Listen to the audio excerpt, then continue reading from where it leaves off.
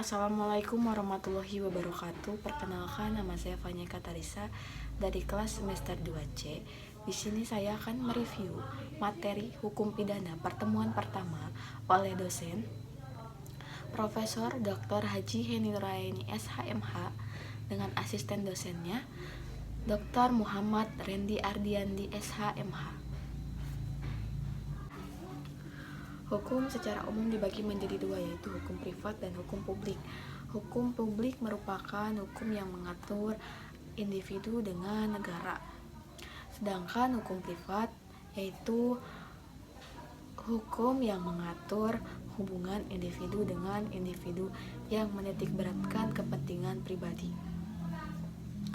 Hukum pidana dibagi menjadi dua, yaitu hukum pidana material dan hukum pidana formil. Hukum pidana material adalah hukum yang berisi tentang larangan atau keharusan, sedangkan hukum pidana formil adalah hukum yang berisi tentang hak-hak negara. Hukum pidana menurut Profesor Mulyatno, yang pertama yaitu perbuatan pidana atau criminal act. Yang kedua ada pertanggungjawaban pidana atau criminal responsibility atau criminal liability. Yang ketiga ada sanksi pidana yaitu criminal procedure.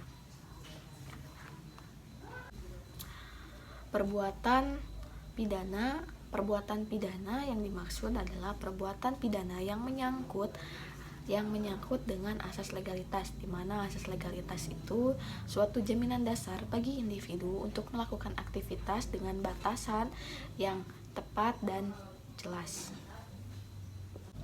Asas legalitas yaitu yang ada di ranah hukum pidana atau yang biasa disebut nullum delictum nulla poena sine previa lege poenali, yang artinya tidak ada delik, tidak ada pidana tanpa peraturan terlebih dahulu. Selanjutnya yaitu hukum pidana material, yaitu dibagi menjadi dua, hukum pidana material umum dan khusus. Kalau umum contohnya kitab undang-undang hukum pidana, dan hukum secara khusus yaitu seperti undang-undang anti narkotika, undang-undang anti terorisme, dan undang-undang anti korupsi. Hukuman pidana yang tidak bisa dimintai pertanggungjawabannya yaitu hukuman bagi regu tembak, hukuman mati.